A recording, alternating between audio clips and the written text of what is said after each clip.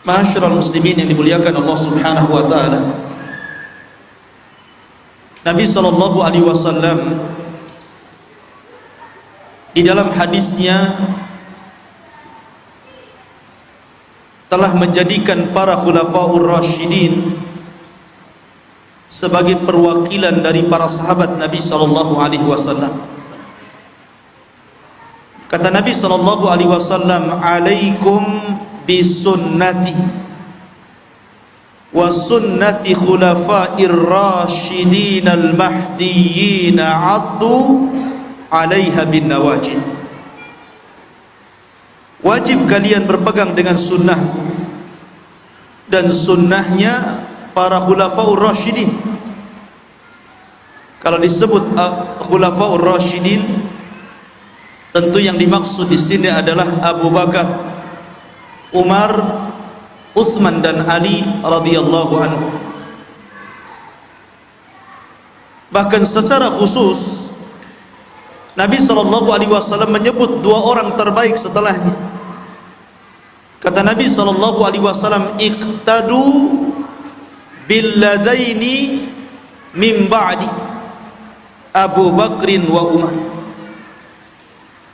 Ikutilah dua orang sepeninggalku, kata Rasul. Kemudian Nabi SAW mengatakan Abu Bakar dan juga Umar. Dari dua riwayat ini cukuplah bahwa para khulafaur rasyidin memiliki kedudukan tinggi dalam Islam. Ma'asyiral muslimin yang dimuliakan Allah Subhanahu wa taala, ketika Nabi sallallahu alaihi wasallam Allah takdirkan meninggal dunia tepat pada hari Senin pada bulan Rabiul Awal pada tahun 11 Hijriah, Nabi sallallahu alaihi wasallam wafat. Dan di hari wafat Nabi sallallahu alaihi wasallam adalah hari yang sangat menyedihkan bagi kaum muslimin. Bagaimana tidak, orang yang sangat dicintai kita semua telah meninggalkan kita. Jangan lagi cerita Nabi, terkadang anak-anak kita yang kita cintai kemudian meninggalkan kita, sedihnya itu lama. Terkadang istri kita yang kita cintai, orang tua yang kita cintai kemudian meninggalkan kita, tentu kita akan merasakan kesedihan yang luar biasa. Apalagi yang meninggal itu adalah sayyidul awwalin wal akhirin, Nabi yang mulia alaihi salatu wassalam. Tentu kesedihannya bertambah. Itu yang dirasakan para sahabat ketika itu. Bahkan Umar bin Khattab radhiyallahu an, karena tidak yakin Nabi sallallahu alaihi wasallam meninggal dunia, dia sempat mengancam orang-orang yang mengatakan Nabi sallallahu alaihi wasallam telah wafat, dan mengatakan sesungguhnya Rasul kita Muhammad sallallahu alaihi wasallam tidak wafat. Dia sedang pergi 40 hari dan akan kembali untuk mematahkan tangan dan kaki orang-orang munafik. Maka siapapun yang mengatakan bahwa dia telah wafat, kupenggal lehernya. Bukan hanya Umar, bahkan Ali tidak bisa bergerak badannya, merasa lemas. Dan itu juga yang dirasakan hampir seluruh para sahabat Nabi sallallahu alaihi wasallam kecuali Abu Bakar. Allah berikan keteguhan dalam hatinya.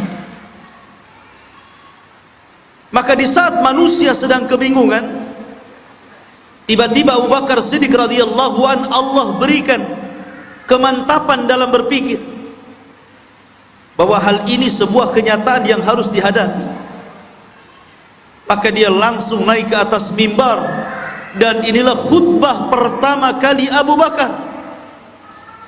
Padahal Abu Bakar itu orang yang mudah menangis. Kalau dia membaca Al-Quran, hampir tidak terdengar bacaannya, tangisannya yang terdengar. Kalau dia salat dan mengimami manusia, hampir tidak terdengar kecuali tangisannya. Tapi dalam tempo tertentu, Abu Bakar orang yang sangat tegas, sehingga Abu Bakar naik ke atas mimbar, kemudian berceramah. Setelah memuji Allah Subhanahu wa taala, bersolawat kepada Nabi sallallahu alaihi wasallam, maka Abu Bakar mengatakan, ayyuhanna, wahai manusia, man kana minkum ya'budu Muhammadan fa inna Muhammadan qad mat. Siapa di antara kalian yang masih menyembah Muhammad, ketahuilah Muhammad telah wafat. Wa man kana minkum ya'budullaha fa innallaha hayyun la yamut. Tapi siapa di antara kalian yang tetap menyembah Allah, ketahuilah Allah zat yang maha hidup dan tidak pernah mati.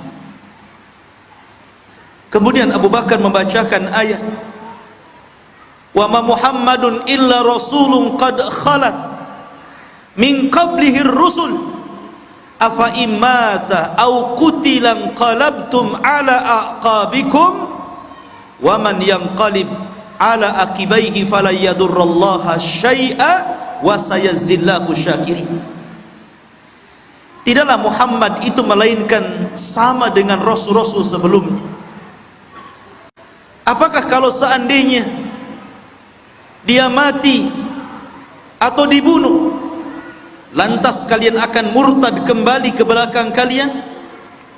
Sesungguhnya orang yang murtad kembali ke belakang kalian tidak akan memadaratkan Allah sedikit pun, karena Allah hanya membalas hamba-hambanya yang bersyukur kepada Allah. Nabi SAW wafat hari Senin, ikhwan, tapi baru dikebumikan hari Rabu. 3 hari jasad Rasul dibiarkan. Padahal Nabi SAW yang bersabda, asri'u bil janazah, in taku khairan fa khairun tuqaddimuna wa in taku syarran fa syarrun tada'una fi riqabikum. Nabi yang bersabda, segerakan kalian dalam mengurus jenazah. Sebab kalau jenazah itu orang baik, maka kebaikan bagi sang jenazah. Tapi kalau jenazah itu orang jahat, maka kejahatan yang diletakkan di rumah-rumah kalian. Tapi kenapa jasad Nabi SAW tidak segera dikebumikan, malah dibiarkan 3 hari? Tapi antum harus bedakan jasad Rasul dengan jasad manusia biasa, karena Allah telah memerintahkan bumi untuk tidak memakan jasadnya para nabi. Jadi jasadnya nabi tetap seperti itu. Kenapa kemudian jasad Rasul tidak segera dikebumikan? Karena ketika itu ada hal yang lebih penting dari hanya sekedar menguburkan jasad Nabi SAW. Karena ketika itu para sahabat masih tidak percaya. Yang kedua, ada keretakan di tengah-tengah para sahabat, di mana mereka meminta agar jasad Rasul dibawa ke Mekah, dan orang-orang muhajirin beralasan karena itulah tempat kelahirannya. Tapi orang-orang Ansor menolak. Jasad Nabi tetap dikuburkan di Madinah, karena Madinah adalah tempat hijrahnya. Belum lagi kemudian perkara yang lainnya. Ketika saat Nabi SAW wafat, kemudian orang-orang muhajirin dan Ansar sedang sedih, tiba-tiba sekelompok para pembesar Ansar yang dipimpin oleh Sa'd bin Ubadah berkumpul di sebuah tempat namanya Sakifah, milik Bani Sa'idah, atau dikenal dengan Sakifah Bani Sa'idah. Di sini mereka berkumpul untuk apa? Memikirkan tentang siapa yang layak menjadi khalifah sepeninggal Rasul.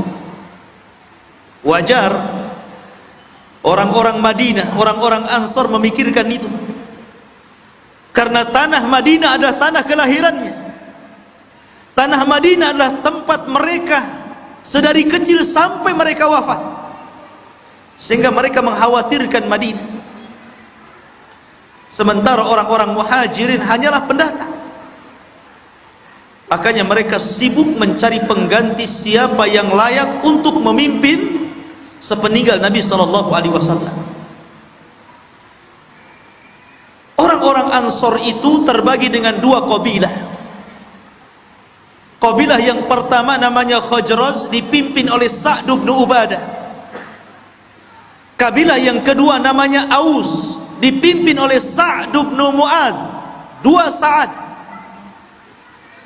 Mereka saling berebut kekuasaan. Di antara mereka mengatakan, lana amir walakum amir. Kami memiliki pemimpin, kalian juga sama. Ketika mereka kemudian sibuk mencari siapa pengganti Rasul, rupanya ada seorang sahabat Rasul yang hadir di situ langsung keluar. Kemudian melaporkan perkara itu kepada Abu Bakar Siddiq radhiyallahu anhu. Padahal ketika itu Abu Bakar sedang menenangkan manusia karena kesedihan mereka ditinggal yang tercinta Nabi SAW. Mendengar bahwa orang-orang Ansor sedang sibuk memilih siapa khalifah sepeninggal Rasul, maka Abu Bakar Siddiq radhiyallahu an bergegas datang, membawa Umar ibn al-Khattab, membawa Abu Ubaidah ibnul Jarrah ke Sakifah Bani Sa'idah, tempat berkumpul orang-orang Ansar.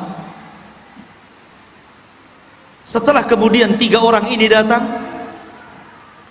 mendengarkan apa yang dikeluhkan orang-orang Ansar, tiba-tiba berdiri seorang Ansar dan dia mengatakan di hadapan orang-orang Muhajirin, nahnu ansarullah wa antum ayyuhal muhajirin rahdun laqad ji'tumuna qalilan summa turiduna an tahkumunana lana amirun walakum amir.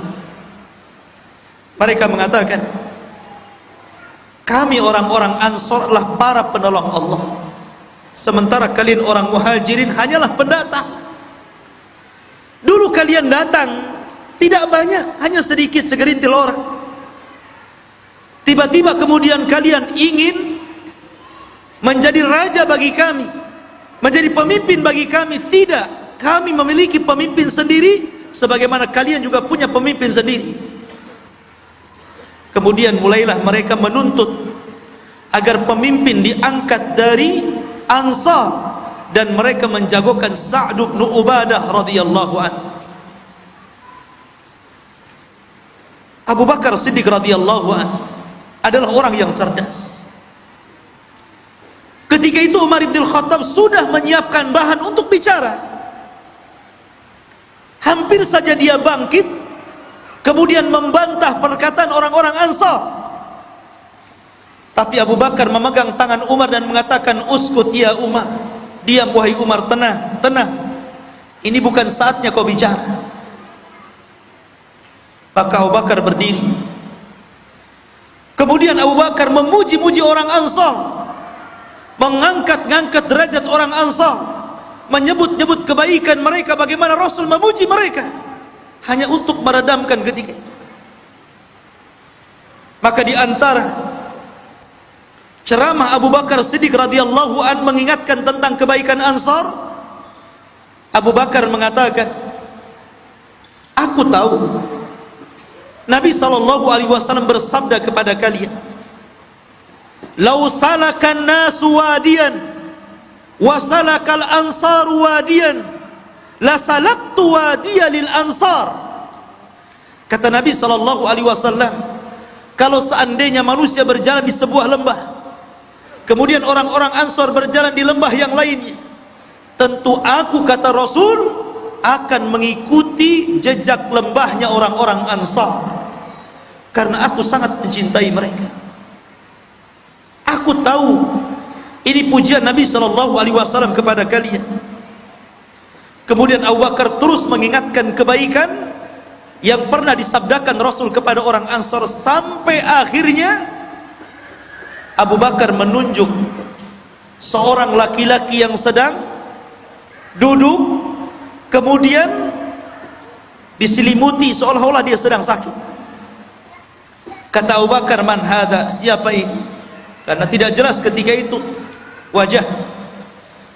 Maka orang-orang mengatakan, huwa Sa'd bin Ubadah, dia pemimpin kami, Sa'ad bin Ubadah. Kemudian Abu Bakar mengatakan, kenapa dia? Dia mengatakan, dia sakit wahai Abu Bakar, tapi karena pentingnya perkara ini dia hadir di tempat kita. Maka Nabi SAW mengatakan, ya Sa'ad, laqad alimtum anna Nabiya sallallahu alaihi wasallam qala lil ansar anta qa'iduna wa Quraisyun wulatu hadil amri. Wahai Sa'ad, bukankah kau telah tahu apa yang disabdakan Nabi sallallahu alaihi wasallam kepada kita semuanya, bahwa engkau adalah qa'iduna, penolong kami, penuntun kami, pemimpin kami dalam perang.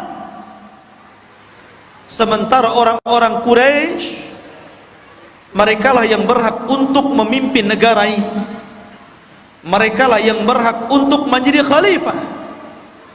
Karena Nabi SAW bersabda, al-imamatu min Quraisyin, pemimpin itu harus dari suku Quraisy. Akhirnya kemudian Sa'ad bin Ubadah mengatakan, kalau begitu sadaqta ya Abu Bakar, engkau benar wahai Abu Bakar. Walakin, akan tetapi, kata Sa'd bin Ubadah, nahnul wuzara wa antumul umara. Ya, memang kami adalah penolong-penolong Anda dan Anda adalah pemimpin kami. Sampai di sini clearlah masalah. Orang-orang Ansor tidak lagi kemudian menjagokan Sa'd bin Ubadah karena hujah yang kuat yang disampaikan Abu Bakar Siddiq radhiyallahu anhu. Dari sini kemudian Abu Bakar Siddiq radhiyallahu anhu menutup khutbahnya, memperkuat bahwa pemimpin itu dari Quraisy. Kata Abu Bakar Siddiq radhiyallahu anhu, bukankah kalian sudah tahu annallaha sammakum fil Qur'an bil muflihin wa sammana bis sadiqin. Bukankah kalian tahu Al-Quran telah memberi nama kalian dengan orang-orang muflih, orang-orang beruntung, tetapi Allah memberi nama kepada kami orang-orang jujur, orang-orang benar. Dan Allah juga mengatakan, wa kunu ma'as sadiqin, bersamalah kalian bersama orang-orang yang benar. Kemudian Abu Bakar membacakan satu ayat, lil fuqara'il muhajirin alladhina ukhriju min diyarihim wa amwalihim yabtaghuna fadlan minallahi wa ridwana wa yansuruna allaha wa rasulah ulaika humu as-sadiqun. Orang-orang fakir dari kalangan muhajirin yang mereka diusir dari kampung halaman mereka, yang mereka tinggalkan harta-harta mereka karena mencari karunia Allah dan keridhaannya, mereka berusaha menolong Allah dan Rasulnya. Maka Allah katakan kepada orang-orang muhajirin, mereka itulah humus sadiqun, orang-orang yang jujur, orang-orang yang benar. Allah sebut orang-orang muhajirin dengan kata-kata as-sadiqun. Kemudian Allah katakan, walladzina tabawwa'u dara wal imana min qablihim yuhibbuna man hajara ilaihim wa la yajiduna fi sudurihim hajatan mimma utu wa yu'thiruna ala anfusihim walau kana bihim khasasah wa man yuqa shuhha nafsihi fa ulaika humul muflihun. Tapi lihat ketika Allah memberi gelar kepada orang-orang Ansar dan orang-orang yang mereka telah menetap di Madinah, dan mereka telah beriman kepada Allah dan Rasul-Nya. Sebelum itu mereka sangat mencintai orang-orang yang hijrah menuju mereka, dan tidak ditanamkan pada hati-hati mereka sesuatu timbal balas budi kepada orang-orang muhajirin, dan mereka lebih mendahulukan saudaranya dibandingkan mereka sendiri. Maka barang siapa yang terpelihara dari kekikiran, Allah katakan faulaika humul muflihun, maka mereka orang-orang yang beruntung. Lihat, kata Abu Bakar, kami orang-orang muhajirin Allah sebut as-sadiqun, dan kalian orang-orang Ansar Allah sebut al-muflihun. Tapi lihat kata Allah, ya ayyuhalladzina amanu taqullaha wa kunu ma'as sadiqin. Wahai orang-orang yang beriman, bertakwalah kepada Allah dan ikutilah orang-orang sadiqin. Maksudnya orang-orang yang jujur, orang-orang yang benar, merekalah orang-orang muhajirin. Ini kehebatan Abu Bakar. Dia kalau bicara selalu mendatangkan dalil, bukan hawa nafsu. Dari sinilah kemudian orang-orang Ansor baru tenang dan tidak ambisi lagi. Lah ketika itu Abu Bakar berdiri di samping kiri kanannya Umar ibn al-Khattab dan juga Abu Ubaidah. Tiba-tiba Abu Bakar memegang tangan Umar, memegang tangan Abu Ubaidah, kemudian dia mengatakan, laqad raditu bi ahadi rajulaini, aku sudah ridha dengan dua orang ini. Silahkan pilih di antara keduanya mana yang pantas menjadi khalifah menggantikan Nabi sallallahu alaihi wasallam. Subhanallah. Abu Bakar tidak mencalonkan diri, dia lari dari jabatan, tapi dia meminta Umar untuk menjadi khalifah, meminta Abu Ubaidah untuk jadi khalifah. Tapi Umar ibn al-Khattab juga sama. Dia langsung bangkit dan bersumpah di hadapan Allah, wallahi demi Allah, la in uqaddam fayudrab unuki, kalau seandainya aku dijadikan pemimpin kemudian aku digorok lehernya, itu lebih baik dibandingkan aku menjadi pemimpin yang rakyat di dalamnya ada Abu Bakar Siddiq radhiyallahu anhu. Saling melempar, ikhwan. Jadi orang dulu seperti itu, kamu saja yang jadi pemimpin, saya jangan. Orang sekarang dibalik, saya saja yang jadi pemimpin, kamu jangan. Ma'asyiral muslimin yang dimuliakan Allah Azza wa Jalla. Dan itulah pemimpin yang sejati. Kata Nabi SAW, kalau ada orang yang minta jabatan, jangan kau berikan jabatan, tapi berikanlah jabatan itu kepada orang yang tidak meminta jabatan. Tapi di zaman sekarang hampir punah pemimpin-pemimpin yang seperti ini. Ma'asyiral muslimin yang dimuliakan Allah Subhanahu wa ta'ala. Akhirnya Umar pun membawa tangan Abu Bakar, menggaitnya, kemudian membaiat secara langsung Abu Bakar, dan diikuti oleh manusia yang ada di Saqifah Bani Sa'idah, orang-orang muhajirin, orang-orang Ansar ridha. Abu Bakar diangkat menjadi khalifah, dan itu namanya baiatul khasah, pembaiatan yang khusus yang hanya dilakukan beberapa orang yang ada di Saqifah Bani Sa'idah, dan tidak ada orang yang tahu kalau Abu Bakar telah dibaiat. Hanya orang-orang yang ada di Saqifah Bani Sa'idah, dan mereka adalah ahlul halli wal aqdi. Mereka adalah orang-orang yang pakar-pakar, cerdas-cerdas, alimnya umat ini. Ma'asyiral muslimin yang dimuliakan Allah Azza wa Jalla. Maka setelah sepakat, akhirnya kemudian Abu Bakar pun dibaiat menjadi khalifah sepeninggal Rasul. Ya, Abu Bakar pantas menyandang gelar ini karena dia adalah orang yang paling dicintai Rasul. Amr bin As bertanya kepada Nabi sallallahu alaihi wasallam, "Ya Rasulullah, siapa manusia yang paling Anda cintai? Kata Nabi SAW, Aisyah. Kemudian Amr bin As. Dan dari kalangan laki-laki siapa? Maka Nabi mengatakan abuha, bapaknya, maksudnya Abu Bakar Siddiq radhiyallahu. Abu Bakar orang yang dicintai Nabi SAW. Bahkan Abu Bakarlah yang menjadi teman Nabi SAW ketika hijrah. Bahkan Abu Bakarlah yang menjadi imam solat ketika Nabi SAW sedang solat, padahal di belakangnya adalah pakar-pakar Al-Quran. Dan itu isyarat suksesi kepemimpinan Abu Bakar, dimulai menjadi imam solat yang kelak akan menjadi imam besar memimpin negara. Abu Bakar Siddiq radhiyallahu. Setelah kemudian sepakat Abu Bakar menjadi khalifah, dibaiat hanya beberapa orang yang ada di Saqifah Bani Sa'idah, mulailah mereka memikirkan Nabi SAW dikubur di mana.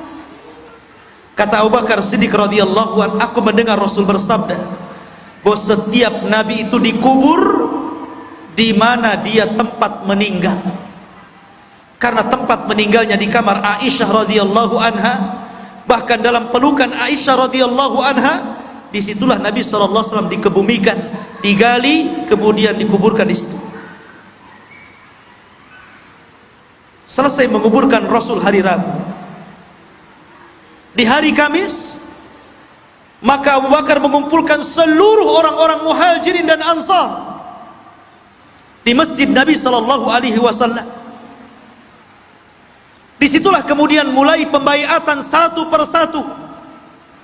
Kaum muslimin dari kalangan Muhajirin dan Ansar berbaiat menjadikan Abu Bakar menjadi khalifatul muslimin, khalifah Islam. Subhanallah. Ada pidato Abu Bakar Siddiq radhiyallahu an yang luar biasa, harusnya dicontoh oleh para pemimpin negara. Apa kata Abu Bakar? Ini khutbah pertama ketika jadi khalifah. Dia mengatakan setelah memuji Allah, bersalawat kepada Nabi SAW, dia pun mengatakan amma ba'du. Adapun setelah itu, kata Abu Bakar, ayyuhanna inni qad wullitu alaikum walastu bi khairikum. Wahai manusia, aku telah dipilih untuk menjadi pemimpin kalian, padahal aku bukan orang yang terbaik di antara kalian. Masih banyak orang yang jauh lebih baik dibandingkan aku. Tawadu, ikhwan, rendah diri. Tidak seperti pemimpin-pemimpin sekarang, membanggakan diri, melebihkan dirinya dibandingkan orang lain. Kemudian Abu Bakar mengatakan, fa in ahsantu fa'inuni wa in asa'tu faqawwimuni. Kalau dalam pemerintahanku, kata Abu Bakar, aku berada di jalan yang baik, tolong jaga kebaikan ini. Tapi kalau seandainya dalam pemerintahanku ini aku berjalan di jalan yang salah, luruskan aku, kritik aku, ingatkan diriku. Kemudian Abu Bakar mengatakan, as-sidqu amanah wal kadhibu khiyanah. Ingat, jujur itu amanah dari Allah, dan dusta itu khianat yang akan mencederai kepemimpinan. Jadi modal seorang pemimpin adalah kejujuran. Kalau pemimpin itu jujur, maka dia akan menjadi pemimpin yang adil. Maka Abu Bakar mengatakan, Al-dha'ifu fikum qawiyun indi. Orang yang tertindas di antara kalian, orang yang paling lemah di antara kalian adalah orang yang paling kuat di sisiku. Hatta urihu alaihi haqqah, sampai aku tolong hak-hak yang harusnya dia dapati, insyaallah. Dan itu atas kehendak Allah. Subhanallah, Abu Bakar tidak lupa mengucapkan insyaallah. Karena ini janji Abu Bakar masalahnya. Seorang pemimpin kan kalau mau mencalonkan diri menjadi pemimpin kan biasanya ngobrol janji ya. Satu janji tidak cukup, dua janji, tiga janji, empat janji. Tapi terkadang orang-orang itu tidak pernah mengucapkan kalimat insya Allah, seolah-olah yakin janjinya itu bisa dilakukan. Tapi lihat Abu Bakar, dia mengatakan insya Allah kalau Allah berkehendak. Kemudian kata Abu Bakar, wal qawiyyu fikum dhaifun indi. Tapi orang yang kuat di antara kalian, maka dia lemah di sisiku. Hatta akhudha haqqahu minhu insyaallah, sampai aku ambil hak dia atas kehendak Allah Subhanahu wa taala. Kemudian Abu Bakar menasihati dua perkara. Kata Abu Bakar, la yada'a qaumun al-jihada fi sabilillah illa darabahumullahu bidhul wa la tashi'al fahishata fi qaumin qad illa ammahumullahu bil bala. Ingatlah, siapapun yang sudah mulai meninggalkan jihad di jalan Allah Subhanahu wa taala, kecuali Allah akan berikan kelemahan kepada dia. Dan tidaklah sebuah kemaksiatan menyebar di tengah-tengah kalian kecuali kalian telah menghalalkan azab Allah menimpa kalian. Ati'uni ma ata'tullaha wa rasulah, taati aku selama aku mentaati Allah dan Rasulnya. Fa in asautullaha wa rasulah fala ta'ata li alaikum. Tapi kalau aku bermaksiat kepada Allah dan Rasulnya, jangan sekali-kali kau taati diriku. Luar biasa ikhwan, khutbahnya padat, singkat, jelas, penuh dengan makna. Tidak seperti pemimpin sekarang panjang khutbahnya, ngalor ngidul apa, terkadang nggak paham maunya apa dia, terlampau banyak janji. Ini yang penting kan isi kandungannya di semua ini kriteria pemimpin namanya. Maka saya sarankan kepada antum, kalau mencari pemimpin, carilah pemimpin yang memegang Al-Quran dan Sunnah, berusaha untuk mencontoh Nabi SAW, dan berusaha untuk mencontoh kepemimpinan para sahabat Nabi SAW. Ustadz mustahil cari pemimpin di zaman sekarang kayak Abu Bakar, kayak Umar, kayak Utsman, kayak Ali. Ya, memang saya katakan mustahil, tetapi minimalnya pemimpin itu mengarahkan ke arah itu. Karena memang di zaman sekarang tidak akan muncul lagi pemimpin sekelas Abu Bakar, Umar, Utsman dan Ali. Bahkan pemimpin sekelas Umar bin Abdul Aziz sekalipun. Kenapa demikian? Karena memang zamannya telah berbeda. Di zaman itu adalah zaman keemasan yang disabdakan Nabi SAW, khairun nasi qarni summa alladhina yalunahum summa alladhina yalunahum. Sebaik-baik generasi adalah generasi aku dan sahabatku, kemudian setelahnya para tabi'in, kemudian setelahnya para tabi'ut tabi'in. Itulah generasi emas. Tapi yang jelas titik poinnya adalah yang namanya pemimpin, siapapun dia, pemimpin itu adalah cerminan bagi rakyatnya. Ingat itu. Kalau mental rakyatnya memang jauh daripada Al-Quran dan Sunnah, maka akan diangkat pemimpin yang sama yang jauh daripada Al-Quran dan Sunnah. Tapi kalau rakyatnya dekat dengan Allah, berusaha untuk mencontoh Rasulullah, maka boleh jadi Allah Subhanahu wa ta'ala akan mengangkat pemimpin-pemimpin yang sama seperti rakyatnya. Karena Allah yang mengatakan, kadzalika nuwalli ba'dadz zalimina ba'dan. Begitulah kami angkat pemimpin-pemimpin yang zalim untuk rakyat yang zalim. Kalau rakyatnya zalim, maka pemimpinnya juga zalim. Kalau rakyatnya baik, maka pemimpinnya pasti baik. Karena tidak mungkin rakyat yang ahli sholat mengangkat pemimpin yang tidak sholat. Tidak mungkin rakyat yang benci maksiat memilih pemimpin ahli maksiat. Tidak mungkin rakyat yang ahli ibadah memilih pemimpin yang ahli bermaksiat kepada Allah Subhanahu wa taala. Mustahil. Karena begitulah Allah akan angkat pemimpin yang zalim untuk rakyat yang zalim. Mafhum mukhalafahnya, begitulah Allah angkat pemimpin yang baik untuk rakyat yang baik.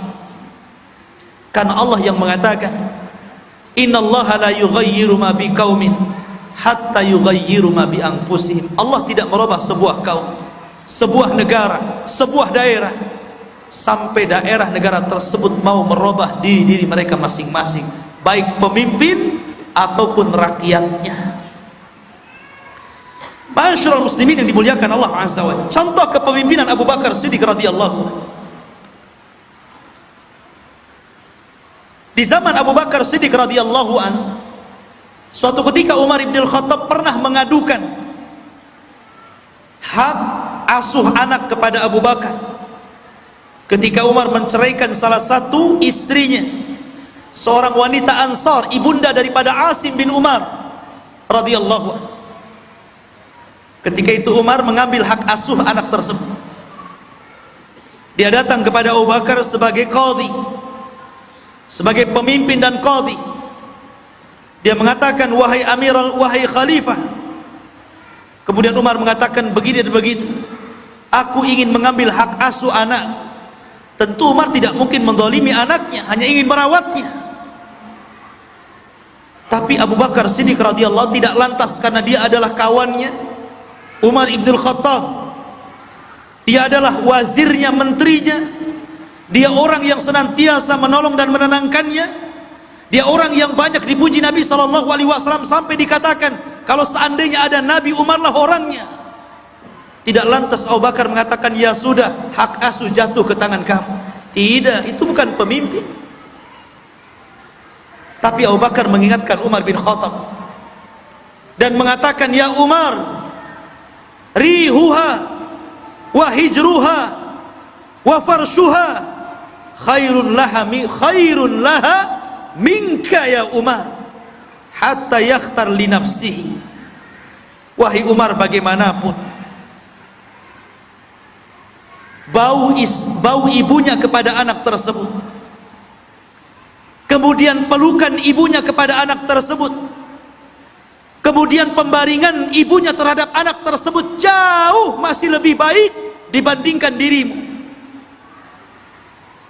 Biarkan wahai Umar kembali kepada ibunya sampai dia memilih sendiri apakah dia ikut ibunya atau ikut kamu. Ya, harusnya seperti ini. Ini pemimpin namanya. Tapi di zaman sekarang kan tidak. Ketika orang-orangnya yang kemudian tersandung kasus, kawannya terkandung kasus, maka berusaha untuk tidak diangkat kasus tersebut, dibiarkan. Karena dia dulu telah berjasa mengangkat dirinya, dan begitu seterusnya. Kalau ini yang terjadi, tidak akan pernah tegak keadilan sampai kiamat. Masyarul muslimin yang dimuliakan Allah Subhanahu wa ta'ala. Bahkan Abu Bakar itu, ikhwan, adalah orang yang tidak pernah berambisi untuk berkuasa. Karena memang Abu Bakar orangnya wara'. Tahu wara'? Takut memakan yang haram, yang syubhat. Itulah sifat Abu Bakar. Abu Bakar itu punya khadim, punya pembantu. Dulunya budak, kemudian dimerdekakan dan jadi pembantunya. Rupanya pembantu Abu Bakar ini, dia menjadi dukun-dukunan, peramal bukan betulan. Jadi ada orang yang minta diramal kepadanya, kemudian pura-pura jadi dukun. Dukun palsu namanya. diramal tangannya begini begini begini. Istidraj ikhwan, setan mempermainkan. Rupanya ramalannya benar. Benar ramalannya, padahal dia jadi dukun-dukunan tuh. Di negeri kita kan banyak tuh dukun-dukun. Ada dukun asli, ada dukun aspal. Ya. Akhirnya sebagai upahnya diberikan beberapa dirham. Kemudian uangnya diberikan kurma. Setelah diberikan kurma, dibawa pulang sama dia. Rupanya kemudian sebagiannya diberikan kepada Abu Bakar Siddiq radhiyallahu an. Abu Bakar tanpa bertanya, kau ini dapat dari mana kurmanya, hasil gimana ini? Langsung makan saja. Sudah masuk ke perut, Abu Bakar kemudian bertanya, kamu dapat kurma dari mana? Maka dia mengatakan, inni atakahan ya Abu Bakar. Wahai Abu Bakar, aku pura-pura jadi dukun. Terus begini, dapat upah saya. Aku berikan kurma. Abu Bakar. Langsung dia masukkan jarinya ke dalam mulutnya sampai dalam, supaya dimuntahkan kembali. Sehingga orang-orang di sekitarnya, ya Abu Bakar, engkau akan mati dengan melakukan seperti itu. Tapi Abu Bakar mengatakan, wallahi demi Allah, laula yukhrij hadha ta'am illa ma'aruhi la akhrajtuhu. Demi Allah, kalau seandainya makanan yang di perutku ini tidak keluar kecuali bersama ruhku, tentu aku akan keluarkan juga. Lihat, seperti itu Abu Bakar. Coba kalau pemimpin mentalnya kayak Abu Bakar, takut makan yang diharamkan Allah, nggak ada cerita korupsi itu. Tutup kantor KPK. Masyarakat muslimin yang dimuliakan Allah Azza wa Jalla. Tapi rupanya mental para pemimpin kita ini masih jauh dengan mental Abu Bakar. Belum wara, jauh dari takwa. Makanya wajar hampir setiap hari para pemimpin kita ini ditangkap satu-satu, terindikasi ini dan itu. Masyarakat muslimin yang dimuliakan, itulah bagaimana kepemimpinan Khalifah Ar-Rashidah Abu Bakar Siddiq radhiyallahu anhu. Saya tidak akan berpanjang-panjang karena masih ada 3 orang. Kemudian yang kedua, Umar ibn al-Khattab. Keislamannya membuat kemenangan bagi kaum muslimin. Keislamannya membuat para sahabat mereka bisa sholat terang-terangan di hadapan Ka'bah. Dan keislamannya memperkuat Islam dan kaum muslimin. Ketika Abu Bakar Siddiq radhiyallahu an meninggal dunia disebabkan sakit, ada yang mengatakan karena dia mandi tengah malam di musim dingin untuk melakukan qiyamul lail. Kemudian dengan sebab itu Abu Bakar kemudian merasa sakit, dan dengan sakit menyebab kematian. Sebelum Abu Bakar wafat, dia memanggil Utsman bin Affan radhiyallahu an untuk menuliskan wasiat. Maka kemudian Abu Bakar Siddiq radhiyallahu an memanggil Utsman dan mengatakan, ya Utsman, sesungguhnya telah dekat ajalku. Maka aku sudah memilih seseorang yang pantas dan layak menggantikan posisiku. Tulislah dalam surat wasiatmu, sepeninggalku Umarlah orang yang berhak menjadi khalifah. Sampaikan ini setelah wafat. Tidak ada orang yang tahu bahwa Umar akan diangkat menjadi khalifah. Bahkan Umar sendiri tidak tahu. Yang tahu hanya Abu Bakar dan Utsman saja. Sehingga ketika Abu Bakar kemudian menghembuskan nyawanya yang terakhir, kemudian dikuburkan di samping Nabi sallallahu alaihi wasallam, maka Utsman pun membacakan wasiat itu. Ketika orang-orang mendengar bahwa Umar radhiyallahu an adalah menjadi khalifah kedua setelah Abu Bakar Siddiq radhiyallahu an, tanpa dikomando semua lantas berbaiat kepada Umar ibn al-Khattab, baik orang-orang muhajirin ataupun orang-orang ansar dan dialah orang yang pertama mendapatkan gelar Amirul Mukminin, Umar ibn al-Khattab.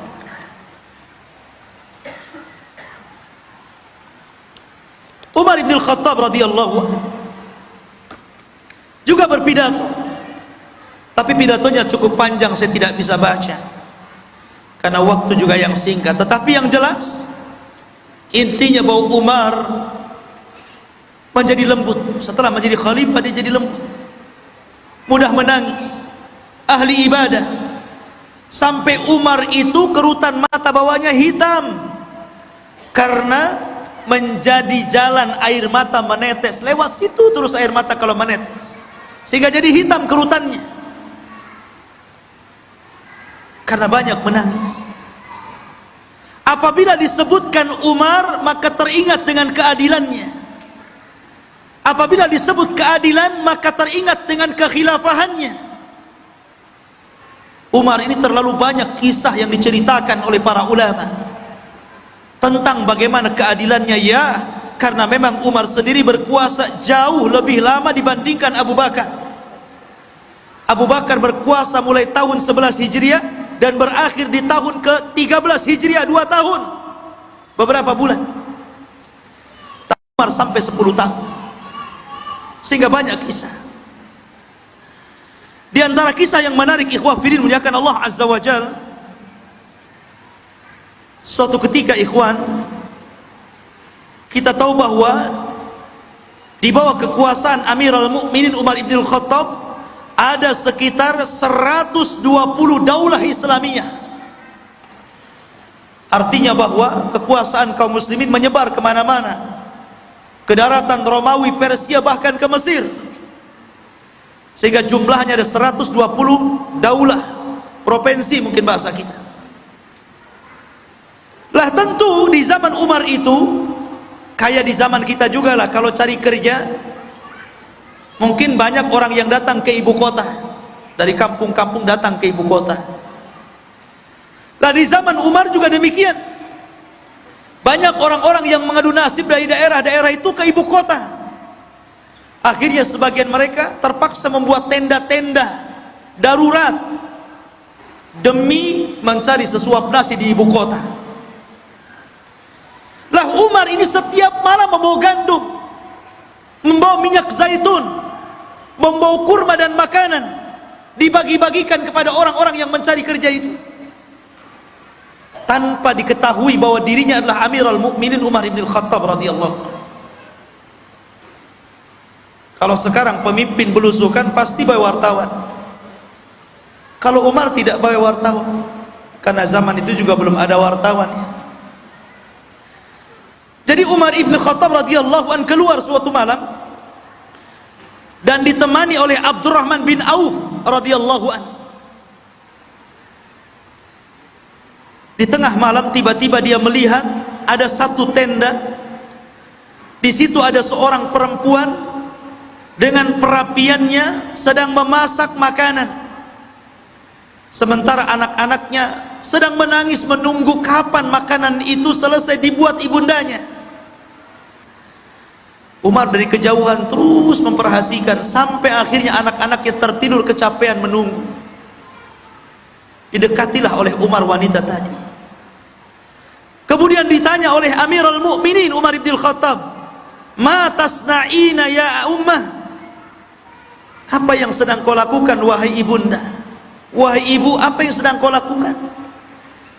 Maka wanita itu mengatakan, "Asna'u asya'a sibyan." Aku sedang memasak untuk makan malam anak-anak. Kemudian Umar mengatakan, "Wa madza fil qidri ya ummah?" Lalu masak apa kamu dalam periuk itu? Maka wanita itu mengatakan, "Al-ma'u wal hasa." Aku memasak kerikil. Rupanya yang dimasak batu.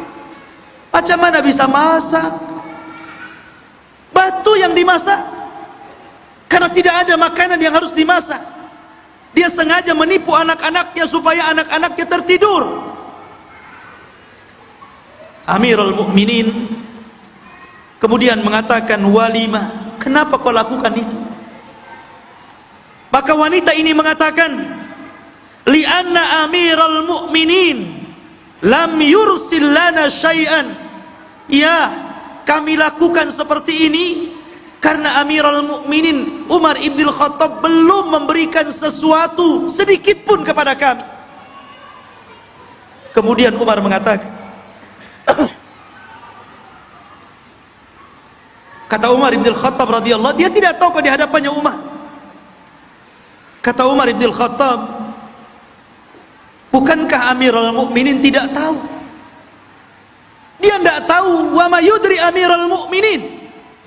Amirul Mukminin enggak tahu. Kalau tahu enggak mungkin kamu masak seperti ini. Lihat jawaban wanita ini. Wanita ini mengatakan, idza kanat la ya'rifu syai'an an halina falimada yaliyani minna, falimada yaliya amrana. Kalau memang Amirul Mukminin tidak tahu kondisi kami, lalu buat apa dia jadi penguasa kami? Harusnya dia tahu. Kalau memang dia pemimpin kami, harusnya dia tahu kondisi rakyatnya. Itu maksudnya.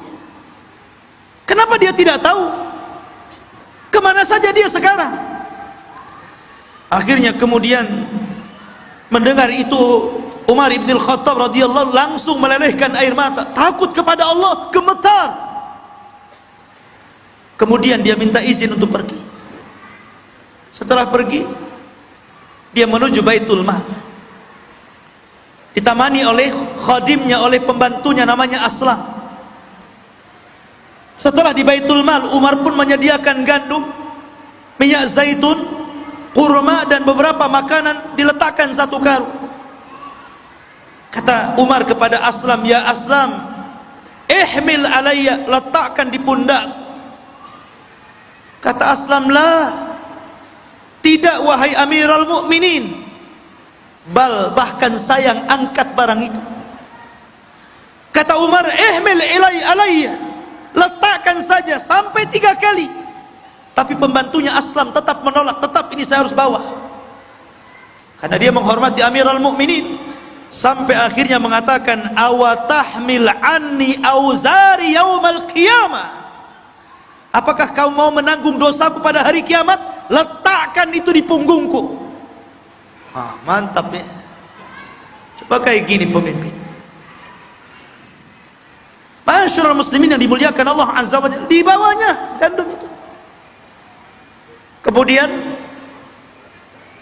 setelah sampai di tempat wanita tadi, Umar bin Khattab langsung dia yang membuka makanan gandumnya, dia masak sendiri, dia yang hidupkan apinya sampai jadi makanan, dia sendiri yang mengolah. Baru setelah itu dia bangunkan anak-anak itu dan suruh makan. Sampai anak-anak itu tertawa. Kata Abdurrahman bin Auf mengatakan, ya Amirul Mukminin, al-bardu syadid, hayya bina. Wahai Amirul Mukminin, ini cuaca semakin dingin, tengah malam, ayo kita pulang. Maka Umar mengatakan, la, tidak, sampai ra'aitu sibyan yadhakun kama ra'aitumuhum yabkun. Tidak wahai Abdurrahman, aku ingin melihat mereka tertawa senang sebagaimana tadi aku melihat mereka menangis. Biarkan aku di sini. Ada pemimpin kayak gini zaman sekarang? Luar biasa ya. Masyaallah muslimin yang dimuliakan Allah subhanahu wa ta'ala. Itulah cuplikan Umar bin Khattab radhiyallahu an. Dan sebenarnya kisah Umar ini paling banyak kalau kita mau bedah bagaimana keadilan beliau dalam memimpin umat itu. Luar biasa. Setelah Umar bin Khattab berkuasa hampir 10 tahun lebih sedikit, setelah Umar bin Khattab kemudian menguasai beberapa daerah Islam sampai ke daratan Persia, Romawi, bahkan ke Mesir. Akhirnya Umar pun Allah takdirkan meninggal dengan cara ditusuk oleh seorang Persia namanya Abu Lu'lu' al-Majusi. Ketika itu posisi Umar sedang sholat subuh, menunjukkan pemimpin zaman itu adalah pemimpin sholat bagi kaum muslimin. Ya, pemimpin negara itu juga pemimpin sholat, dan itu disunahkan walaupun tidak diwajibkan. Sunnah hukumnya pemimpin negara itu juga pemimpin dalam sholat. Harusnya pemimpin negara itu sebelum qomat sudah hadir di Istiqlal. Seperti itu dianjurkan, tapi tidak wajib. Mungkin dia sedang sibuk ya dengan urusan yang lain yang lebih penting. Lah Umar sedang jadi imam ditusuk dari belakang. Disangkanya anjing yang menggigit, rupanya Abu Lu'lu' yang menusuknya. Sampai akhirnya Umar pun pingsan dan dibawa ke rumah. Umar sempat mengikuti jejak Abu Bakar, ingin mengikuti jejak Abu Bakar, dan mengatakan kalau seandainya Mu'adz bin Jabal masih hidup, kalau seandainya Abu Ubaidah ibnul Jarrah masih hidup, kalau seandainya Salim maula Abi Hudzaifah masih hidup, tentu aku akan pilih satu di antara mereka untuk menggantikan aku menjadi khalifah kaum muslimin. Sayang tiga-tiganya meninggal dunia. Akhirnya Umar pun membuat tim yang disebut dengan Ashabus Syura, terdiri dari 6 orang dari 10 orang yang dijanjikan dan dihabar gembirakan masuk surga dalam satu redaksi hadis Nabi SAW. Siapa 10 orang itu? Pertama Abu Bakar, kemudian Umar, kemudian Utsman, kemudian Ali, kemudian Abdurrahman ibn Auf, kemudian Zubair bin Awwam, Talhah bin Ubaidillah, Sa'd bin Abi Waqqas, Abu Ubaidah ibnul Jarrah, dan Sa'id ibn Zaid. Hafalan tuh? Harus hafal. Ini nama-nama sahabat. Karena di zaman itu Umar sudah meninggal. Umar ketika itu detik-detik hendak meninggal, artinya Abu Bakar sudah meninggal. Abu Ubaidah sudah meninggal mendahului Umar, dan Umar akan meninggal. Sehingga sisanya berapa? 7. Ali, Utsman, Abdurrahman, Talha, Zubair, Sa'ad, dan Zaid. Tapi Umar tidak hendak memasukkan Sa'id bin Zaid, karena Sa'id bin Zaid itu suami daripada adiknya, masih ada kerabat dengan Umar. Umar tidak mau memasukkan dalam pemilihan khalifah, nanti disangka nepotisme ya, makanya dikeluarkan. Sehingga sisanya tinggal 6: Ali, Utsman, Abdurrahman, Sa'ad bin Abi Waqqas, Zubair bin Awam, dan Talha bin Ubaidillah. Kata Umar bin Khattab, kuserahkan urusan kaum muslimin kepada kalian berenam. Terserah siapa di antara kalian berenam menjadi penggantiku, karena Nabi SAW sebelum wafat telah ridho kepada kalian. Akhirnya 6 orang ini bermusyawarah. Ashabus syura wa amruhum syura bainahum. Dari situlah kemudian mundur 3 orang dan menjadi pendukung saja. Dari situlah kemudian kandidat tinggal 3 orang. Abdurrahman bin Auf didukung oleh Sa'ad bin Abi Waqqas, kemudian Ali bin Abi Thalib didukung oleh Zubair bin Awam, dan Utsman didukung oleh Talha bin Ubaidillah. Kandidatnya tinggal 3. Setelah kemudian tinggal 3 orang lagi, Abdurrahman mundur. Tetapi Abdurrahman memberikan syarat, gak apa-apa saya mundur, kalian berdua saja yang menjadi khalifah, terserah di antara kalian berdua, tetapi biarkan, izinkan aku yang memilihnya. Engkau wahai Ali, ataukah engkau wahai Utsman bin Affan? Sepakat? sepakat. Berarti keputusan di tangan Abdurrahman bin Auf. Maka Abdurrahman bin Auf meminta 3 hari untuk memberikan keputusan, karena ini perkara besar, tidak main tunjuk, tidak main coblos. Ini perkara besar. Memilih pemimpin itu perkara besar. Kalau seandainya Anda memilih pemimpin yang jahat, tentu akan membuat peraturan yang akan merugikan kaum muslimin. Hati-hati dalam memilih pemimpin. Makanya istikharah 3 hari. Abdurrahman bin Auf itu berpikir panjang, tidak bisa tidur. Dia mendatangi para pakar, para ulama di zamannya, para fuqaha, ahli Quran, dan semua orang ditanya tentang pendapatnya. Sampai ketika di hari ketiga sudah selesai, detik-detik pemilihan, Abdurrahman datang, mendatangi 2 orang, disaksikan dengan sahabat-sahabat yang dijanjikan masuk surga. Maka Abdurrahman mengatakan, wallahi demi Allah, ma taraktu baitan min buyutil ansari wal muhajirin fama ra'aitu ahadan ya'dil bi Utsmani ahada kulluhum yuriduna Utsman. Demi Allah, kata Abdurrahman bin Auf, aku sudah masuk ke rumah-rumah muhajirin dan ansar, bahkan tidak ada satu rumah pun yang tertinggal. Aku tanya pendapat mereka, tapi aku tidak pernah melihat seorang dari mereka pun kecuali mereka suka dengan Utsman dibandingkan Ali. Dari situlah maka Abdurrahman bin Auf langsung memegang tangan Utsman dan membaiatnya. Makanya dikatakan oleh Abu Ayyub As-Sikhtiyani, Al-Imam Daruqutni, Imam Ahmad bin Hanbal rahimahullahu ta'ala, man qaddama aliyan ala Utsman faqad tajarra'a bil muhajirin wal ansar.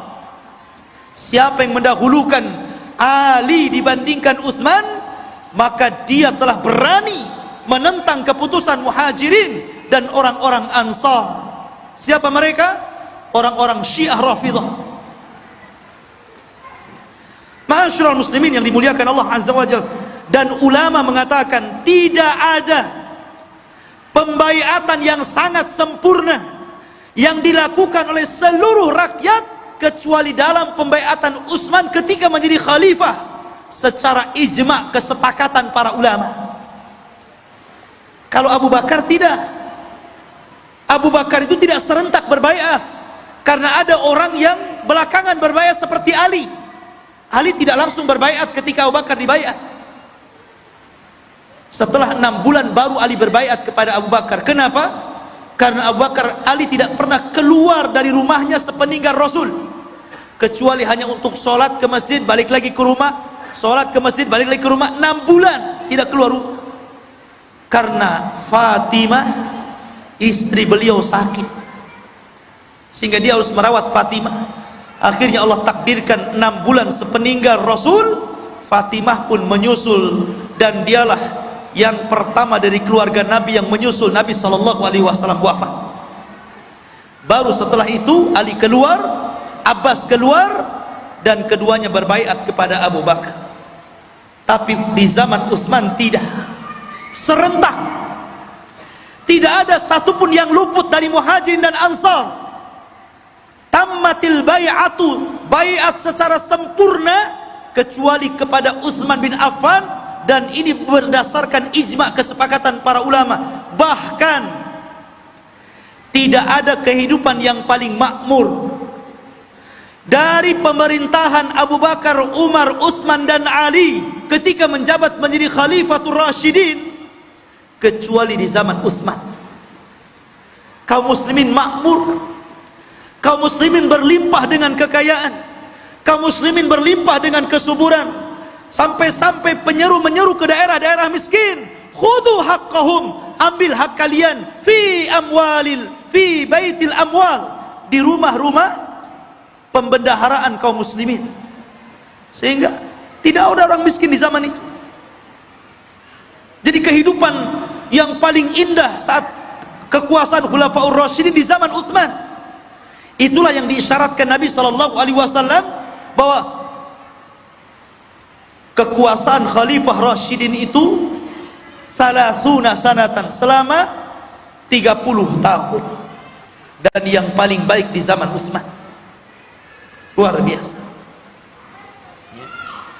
Ma'asyiral muslimin, makanya Hasan Al-Basri mengatakan, afdalu muddatil khilafah, seutama-utama waktu saat para khalifah ar-rasyidah berkuasa adalah di zaman Utsman bin Affan radhiyallahu anhu. Di zaman Utsman. Ma'asyiral muslimin yang dimuliakan Allah Azza wa Jalla. Tapi sayang, Utsman setelah berkuasa lebih lama, 12 tahun, di antara khulafaur rasyidin yang paling lama Utsman. 12 tahun berkuasa. Tapi kematiannya sudah diisyaratkan Rasul.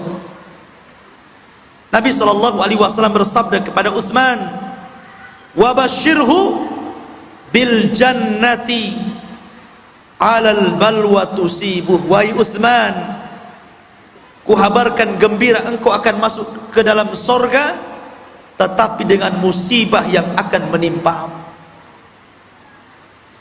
Tahu musibah yang terjadi kepada Utsman? Antum pernah hadir di majelis ana ketika membahas tentang bahaya Khawarij. Bagaimana saya ceritakan kematian Utsman bin Affan. Abu Bakar, Umar dan Utsman, mereka sempat melebarkan kekuasaan kaum muslimin bahkan di zaman Utsman sampai ke daratan Afrika. Tapi bermula sejak zaman Abu Bakar,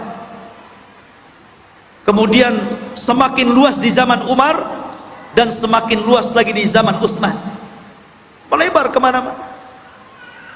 Tapi di zaman Ali tidak,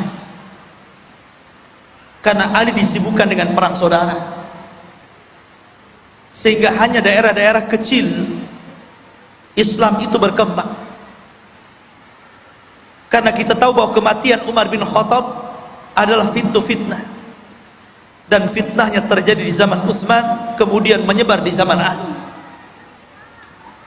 Sehingga di zaman Ali, sibuk Ali itu hanya dengan berperang melawan Muawiyah. Muncul orang-orang Khawarij, dan semua musuh dari dalam, bukan dari luar.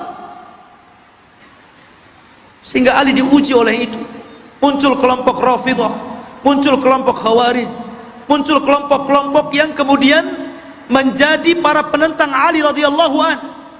Jadi Ali disibukkan dengan itu sampai akhirnya dia wafat di tangan Khawarij. Kemudian kekuasaan jatuh kepada Hasan bin Ali. Hanya 6 bulan dia melihat gelagat bahwa akan terjadi perang besar antara kubu bapaknya dengan Muawiyah. Hasan tidak mau. Akhirnya dia pasrah meletakkan jabatannya, diberikan kepada Muawiyah. Maka dari berhentinya Hasan bin Ali menjadi khalifah, ditutupnya 30 tahun kekhilafahan nubuwah. Karena setelah 30 tahun diakhiri dengan Hasan bin Ali 6 bulan, tidak ada lagi khilafah nubuwah. Yang ada mulkun wa rahmah, kerajaan yang diliputi dengan rahmat. Dan raja pertama adalah Muawiyah bin Abi Sufyan. Banyak sebenarnya mauqif-mauqif bagaimana Utsman keadilannya ketika menjadi pemimpin, begitu juga Ali radhiyallahu anhu. Tetapi karena waktu, yang ingin saya nasihatkan ikhwan, sebentar lagi kita dihadapkan dengan pesta perpolitikan di negeri kita. Akan memilih pemimpin untuk negeri kita. Ada nasihat yang dinasihatkan para ulama kepada kita. Secara sistem, memang demokrasi tidak dikenal dalam Islam. Islam hanya mengenal berkumpulnya ahlul halli wal aqdi, seperti Khalifah Abu Bakar Siddiq. Kemudian dengan cara wasiat seperti Khalifah Umar bin Khattab, atau dengan cara berkumpulnya ahlu syura, orang-orang pakar seperti Utsman bin Affan. Islam tidak mengenal proses demokrasi.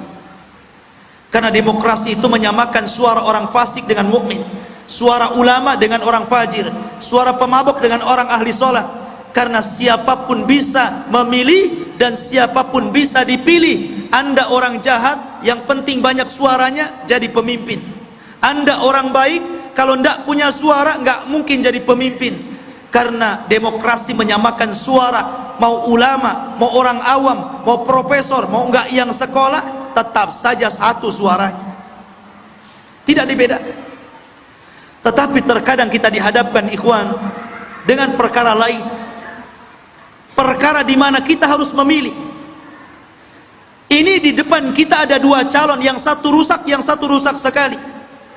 Saya tidak katakan yang satu baik sekali, karena itu sudah zamannya sudah nggak ada. Rasul yang mengatakan seperti itu. Khilafah nubuah itu 30 tahun. Setelah itu ada mulkun warahmah, ada kerajaan yang pun dengan rahmat. Berlalunya mulkun warahmah, datang mulkun jabbarun, pemimpin-pemimpin zalim. Rasul yang mengisahkan seperti itu. Sehingga sulit kiranya di zaman sekarang mencari pemimpin-pemimpin minimalnya mulkun warahmah itu, karena sudah lewat zamannya. Sehingga mungkin di hadapan kita yang satu buruk, yang satu buruk sekali, yang satu jelek, yang satu jelek sekali, itu saja. Tapi lihat pengaruh pemimpin ini ke dalam agama kita, ke dalam keyakinan kita. Kalau dengan menangnya si anu kemudian agama kita rusak, dan menangnya si anu agama kita terpelihara, mau tidak mau maka kita harus memilih di sini. Karena mengambil dua kerusakan, sebagaimana kaidah para ulama, irtikab akhaffi dararaini, mengambil dua kerusakan, mana yang paling rendah kita ambil. Tapi kalaupun ikhwan fidin yang dimuliakan Allah Azza wa Jalla, seseorang tidak memilih, itu hak dia. Tapi bagaimana kalau seandainya dengan Anda tidak menyumbangkan suara, tiba-tiba kemudian terpilih pemimpin-pemimpin yang merusak agama? Tentu kebijakannya pun akan terkena orang yang memilih dan yang tidak memilih. Oleh karena itulah ikhwatu fidin, bijak-bijaklah kita. Jangan asal pilih. Kalau memang Anda berpegang kepada sebagian para ulama yang membolehkan taswid, memberikan suara, seperti Lajnah Daimah, ataupun Syekh bin Baz, Syekh Utsaimin, atau Syekh Muhsin Al-Badr, atau murid-muridnya Syekh Albani, Syekh Ali Hasan dan yang lainnya, yang membolehkan taswid, memberikan suara, maka gunakan pilihan ini dengan cara yang baik. Bermunajat kepada Allah, meminta kepada Allah, mudah-mudahan Allah memberikan pemimpin yang adil kepada kita, tanpa harus menghujat, tanpa harus menyebar hoax.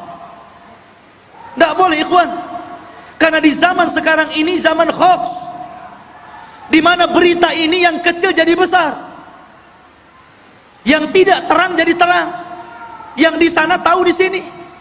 Memang paling enak masa handphone ketika jadul, dibandingkan sekarang handphone sudah otomatis ya, sudah canggih. Dulu ketika handphone jadul nggak ada hoax, paling tinggi hoaxnya itu undian berhadiah, nomor Anda terpilih menjadi begini-begini, ya kan? Sekarang sudah canggih, nggak ada jadul, ini yang muncul, apa yang terjadi? Macam-macam berita masuk, macam-macam berita, yang nanggapinya pun macam-macam di situ. Jadi ikhwafin, hati-hatilah sudah.